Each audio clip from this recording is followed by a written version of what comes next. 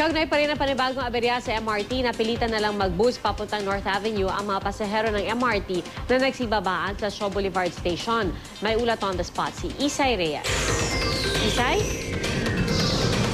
Pia, hanggang dito nga lang sa Shaw Boulevard Station yung mga pasahero na sumakay ng MRT kanina mula ng South papunta sana ng North, bunsod nga nung pagkasira ng linya sa pagitan ng Quezon Avenue Station at Kamuning Station. Kaya yung mga pasahero kanina ay walang choice kundi bumaba at sumakay ng bus papunta sa kanilang destinasyon. Ang problema, marami sa kanila ay hindi alam na sira pala ang MRT. Naipon tuloy ang mga pasahero rito sa terminal nga ng bus sa baba ng Shaw Boulevard MRT Station.